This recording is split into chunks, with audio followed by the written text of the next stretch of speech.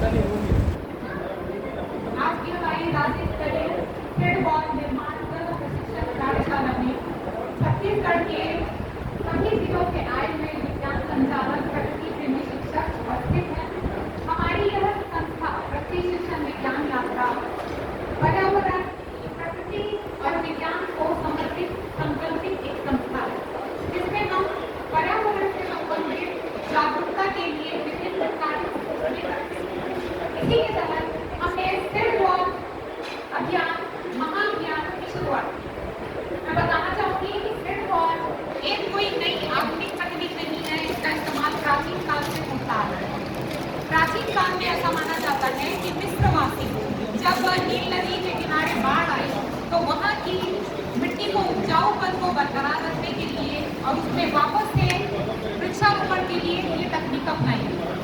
इतिहासकारों की माने तो उत्तरी अमेरिका के जो मूल निवासी जनजाति है वहाँ भी यह तकनीक अपनाई जाती है। यदि हम आधुनिक काल की बात करें तो आधुनिक काल में जापान के दार्शनिक और कृषक मासामोतो फुकुओका इन्होंने द्वितीय विश्व युद्ध के दौरान में एक शोकोकु नामक एक पहाड़ी पर इनकी प्रयोगशाला थी, जहाँ पर ये पहाड़ में चावल के उत्पादन के कार्य कर रहे हैं। तब इन्होंने इस फील्ड बॉल की जो तकनीक है इसको चावल में लगा उपयोग और तभी से सभी और के वर्ल्ड में ये जो तकनीक है वो पहचान में आगे लगी। इसीलिए फील्ड बॉल तकनीक का श्रेय जापान के हमारे मासामोतो फुकुओका को जाता है। 1973 में न्यूयॉर्क में ये रागी गोरिल्ला आंदोलन के दौरान भी फील्ड बॉल तकनीक का इस्तेमाल किया जा रहा है। फील्ड बॉल का निर्माण बेहद ही सरल और कम लागत वाला है। इसमें इस अभियान की फील्ड बॉल तकनीक की सबसे खास बात यह है कि इसमें बच्चे से लेके युवा, महिलाएं, बुजुर्ग सभी इसमें हिस्सेदार बन सकते हैं और सभी को इसमें मौका मिलता है कि वो पर्यावरण के लिए एक बेहतर कार्य कर सकें। फील्ड बॉल बनाना बेहद ही सरल है।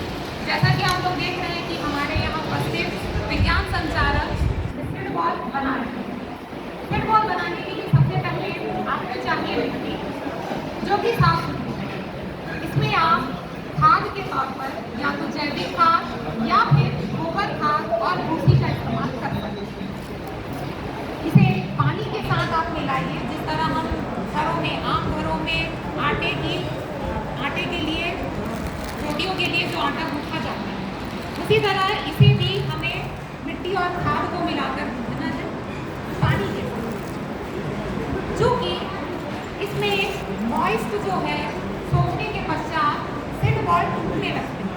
इसीलिए हम इसमें कॉटन भी मिलाते हैं और यह जो तकनीक है यह जापान के द्वारा ही बताई गई कि कॉटन का इस्तेमाल करके हम फील्ड बॉल को ज़्यादा मजबूती प्रदान कर सकते हैं।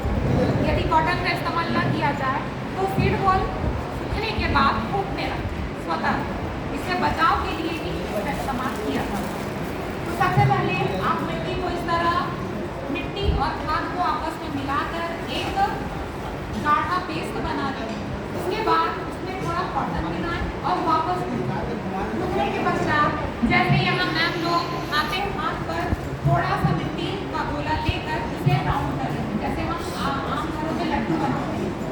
इसे करने के बाद आप इसे थोड़ा फ्लैट कर दें और उसके अंदर जैसे शर्मा मैम कर रही हैं, अब इस फ्लैट में आप जो बीज है, अगर बीज का साइज बड़ा है तो आप 1 या 2 रख दें और अगर बीज का साइज छोटा है तो आप एक उंगली के टिप पर जितनी बीज आते हैं उन्हें उसमें डाल दें और वापस से उसको राउंड कर दें, बिल्कुल एक कर दें और इसके बाद इसे पेपर या किसी भी पात्र में सुखा दें, जैसा आप देख रहे हैं।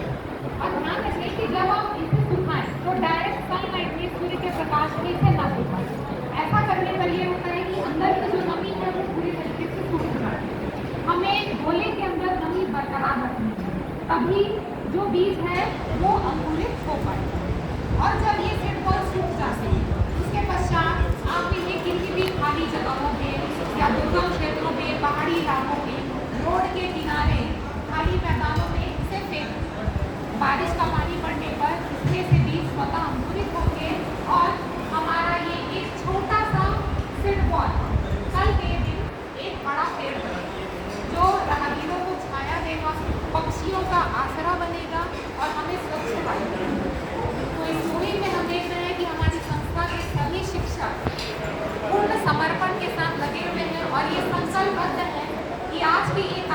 हमें सिट बॉल बनाना सीखकर अपने अपने स्कूलों में जाकर बच्चों को इसका प्रशिक्षण देंगे और स्कूलों में 5 लाख का हमारा जो टारगेट है वो हम पूरा सफल करेंगे और यह टारगेट हम मानसून के पहले ही इसे पूरा करने की पूरी कोशिश करेंगे।